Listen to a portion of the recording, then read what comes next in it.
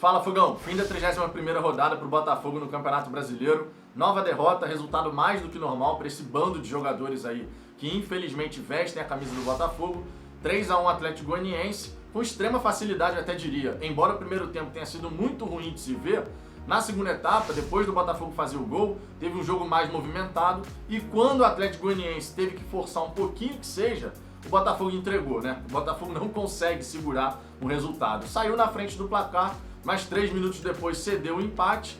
Logo depois, aos 33, tomou o segundo e para fechar, a cereja do bolo, aquela entregada do José Wellison, cabeceando aquela bola para trás. Sinceramente, não dá pra gente esperar outra coisa desse grupo de jogadores, não dá pra gente esperar outra coisa do Barroca como treinador, projeto de treinador, né? Porque não dá pra falar que o Barroca é treinador. Um cara que dá um comando daquele aos 32 minutos da segunda etapa, dizendo que não tinha mais que sair jogando, era ligação direta, 32 minutos do segundo tempo. Tá? Uma tática de desespero que você utiliza na reta final mesmo da partida, faltando 3, 4 minutos, ele colocou isso desde os 32 da segunda etapa. E logo na sequência, para ser castigado, né, os deuses do futebol não perdoam, o Atlético Goianiense trabalha a bola, leva a bola ali pelo lado da grande área, pelo lado do Vitor Luiz, cruza e faz o segundo gol, o gol da virada. Isso é realmente para castigar um treinador fraquíssimo como é o Barroca, que dá um comando daquele para os seus comandados, né? Para de sair jogando ligação direta, agora é ligação direta. Isso aí resume o que é o Barroca como treinador.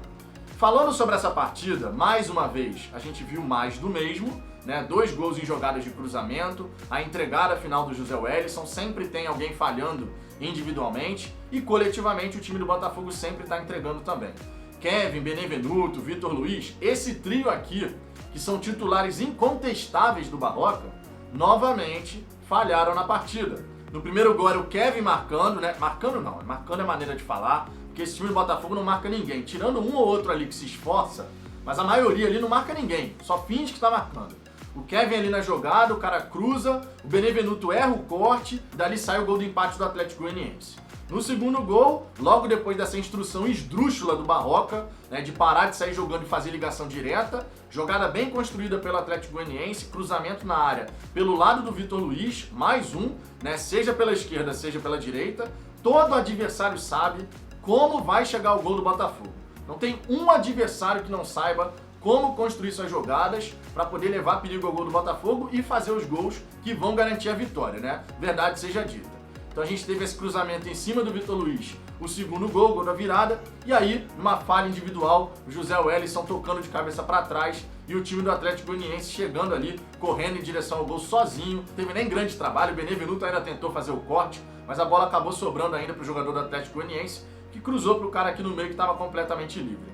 Alguns torcedores até questionaram durante a transmissão a questão da bola que bateu na mão do jogador do Atlético Goianiense, mas aquilo ali não é pênalti. A gente pode ficar na bronca pelo pênalti que foi marcado contra o Botafogo, naquele jogo contra o Red Bull Bragantino, né, no Newton Santos, que o Marcelo Benevenuto afastou e a bola bateu na mão do Canu, mas quando vem de um companheiro, a regra diz que não é pênalti.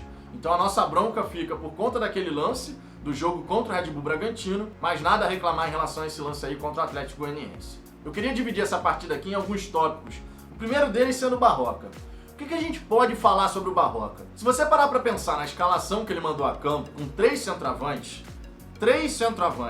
normalmente você vê isso quando? No fim da partida. O time está no desespero tentando empatar, você enche o time de centroavante, jogadores que podem brigar por essa bola aérea, já que você vai fazer o chuveirinho, e aí na base do abafa você tenta chegar ao gol, né, empatar, vencer o jogo. Isso é o que acontece muitas vezes, né, em vários times, em várias situações você vê isso acontecer. E aí o Barroca resolve lançar essa tática do desespero logo de saída. Foi bacana a gente ver o Matheus Nascimento sair jogando, obviamente, mas não dá para negar que o garoto que é centroavante teve que ficar se sacrificando o tempo inteiro fazendo a beirada. Não é a dele. Não dá pra gente ficar aqui, pô, Matheus Nascimento... Não, o Matheus Nascimento fez o que deu. Num bando em campo, ele fez o que deu. Com 16 anos de idade, não se escondeu, tentou, arriscou, errou, acertou algumas vezes. Normal, absolutamente normal. Agora, não dá pra você considerar aqui que o Barroca mandar 3 centroavantes logo de saída, logo de cara, isso é uma estratégia. Não dá. Porque você joga com 3 centroavantes, mas com 2 deles tendo que fazer a beirada. Então você jogou com 2 caras que são de área fazendo a ponta. Faz sentido isso? Na cabeça do Barroca faz. Mas obviamente dentro do campo de jogo, você viu que não estava funcionando. Por quê? São 3 centroavantes, mas o cruzamento não chega para nenhum deles com qualidade. Adianta então você jogar com 3 centroavantes? Não seria melhor de repente você colocar um Cezinha de um lado, um Enio do outro, jogadores mais leves, justamente para você tentar construir pelos lados do campo, buscando um centroavante lá na área? Seria mais inteligente pelo menos. Mas o Barroca mandou 3 centroavantes logo de saída, com 2 deles fazendo a beirada, desgastando esses jogadores nos corredores laterais. Não faz sentido. A gente já tinha visto não funcionar quando era só Matheus Babi e Pedro Raul, justamente porque o Matheus Babi caía pelos lados do campo, algo que começou a ser feito lá na época do Paulo Autuori. E aí o Barroca inventa agora 3 centroavantes para começar o jogo. Isso não dá para ser chamado de estratégia, não dá para ser chamado de tática. Isso é coisa que você faz no fim da partida, numa hora de desespero, de abafa. Você vai jogar essa bola o tempo inteiro lá na área.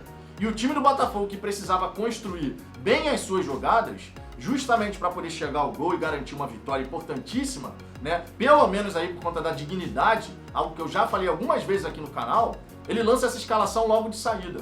E aí no decorrer do jogo, à medida que ele vai mexendo nas peças, ele vai fazendo o quê? Aquilo que ele deveria ter feito antes de começar a partida. Colocar jogadores mais leves pelos lados do campo, justamente para você tentar ganhar a tal da velocidade.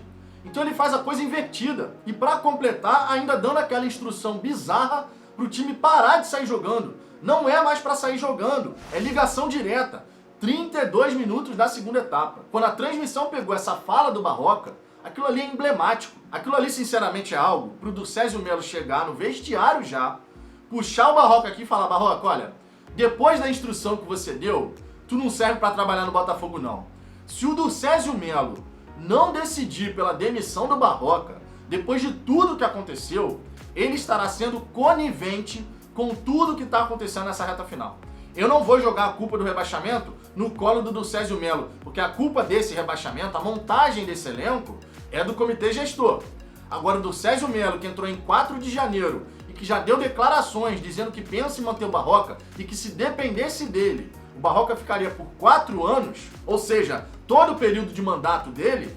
Se o Ducésio Melo não mandar o Barroca embora, depois de uma instrução tosca como essa, de parar de tentar sair jogando e fazer a ligação direta aos 32 minutos da segunda etapa, quando ainda estava 1-1, isso daí sinceramente não tem qualquer explicação. Porque o Barroca não pode seguir sendo treinador do Botafogo. Ele não tem a menor capacidade para assumir como treinador do Botafogo. Sequer deveria ter sido contratado. E como foi ideia do Túlio Lustosa trazer o Barroca, porque segundo o Túlio Lustosa, o Barroca era o nome certo para poder tirar o Botafogo da zona do rebaixamento, que os dois saiam de mãos dadas do Botafogo. Porque nem Túlio Lustosa nem Barroca merecem ficar 1 segundo a mais como profissionais contratados do Botafogo. Não tem a menor possibilidade disso acontecer. As mudanças para a próxima temporada, que já deviam ter começado a acontecer, ainda não começaram. A gente não tem um diretor de futebol, a gente não tem um diretor executivo, a gente tem um projeto de técnico que a cada partida que passa demonstra ainda mais a sua incapacidade, e a gente tem um projeto também de gerente de futebol.